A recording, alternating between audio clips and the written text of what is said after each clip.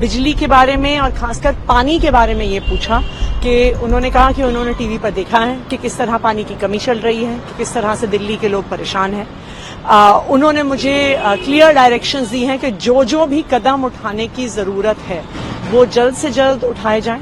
उन्होंने ये भी कहा है कि सभी एमएलएज को डायरेक्शन दी है उन्होंने कि सभी एमएलएज ग्राउंड पर जाएं, पब्लिक के बीच में रहें और जहां जहां पे भी वो जिस प्रकार से पानी पहुंचवाने में मदद कर सकते हैं, सारे एमएलएज को ग्राउंड पर रहना है और लोगों की जो पानी की परेशानी है उसको सॉल्व करने की कोशिश करनी है।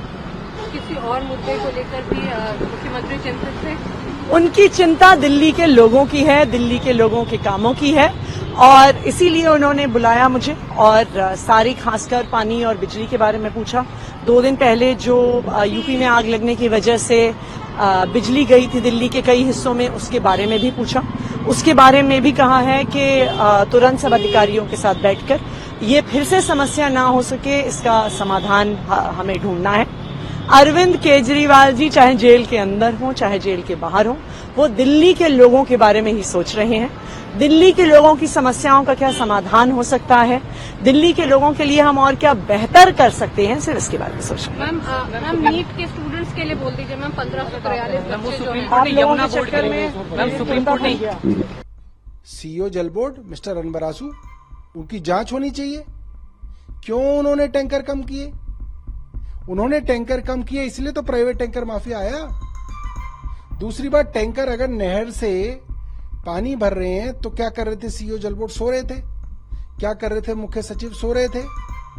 मंत्री जाके हरियाणा के अंदर कैनाल को देखेगा, वो आतिशी देखेंगी जाके कि वहां पे पानी भरा जा रहा है। क्या पुलिस को एफआईआर कराने की जरूरत है? पुलिस को पहले ही नहीं रोकना चाहिए? मतलब अब आप ये कहेंगे कि साहब अब आप हर चीज की एफआईआर दर्ज कराएं, ऐसे तो नहीं होता। ये साफ साफ दिख रहा है कि दिल्ली के अंदर एक षड्यंत्र के तहत जो है पूरी व्यवस्था को खराब। माननीय सुप्रीम कोर्ट ने सभी पक्षों को सुना और सभी पक्षों को सुनने के बाद हिमाचल सरकार को सख्त कार्रवाई करने का ऐसा निर्देश जारी करते हुए ये कहा कि ये सारा जो क्वेश क्रिएट हुआ है इट इज़ ओनली बिकॉज कि आपने ये स्टेटमेंट दिया कि हमारे पास 137 क्यूसेक ऑफ सरप्लस वाटर है और हम ये सरप्लस वाटर दिल्ली सरकार के नेसेसिटी को, जो इमरजेंट सिचुएशन अपीयर हुआ है अभी, उसको देने को हम रेडी हैं। तो वो इस सिचुएशन के कारण से हुआ है, जो कि ये स्टेटमेंट आपने गलत दिया, जैसा कि पहले कॉन्ट्राडिक्टरी स्टेटमेंट दिया गया था। तो भी आज एडवोकेट जनरल जो हिमाचल प्रदेश सरकार की तरफ से अपीयर हुए, उन्होंने ये कहा कि माननीय सर्वोच्च न्यायालय से परमिशन लेते हुए कि इस स्टेटमेंट को मैं वापस लेता हूँ और मैं माफ़ी मांगता हूँ। और उसके बाद माननीय सर्वोच्च न्यायालय ने ये कहा कि आप इस स्टेटमेंट को वापस लीजिए, अगर आप वापस नहीं लेंगे तो हम आपके जल शक्ति सेक्रेटरी को बुला करके उनके अगेंस्ट में कंटेम्प्ट चलाएंगे, क्योंकि उन्होंने गलत स्टेटमेंट दिया है।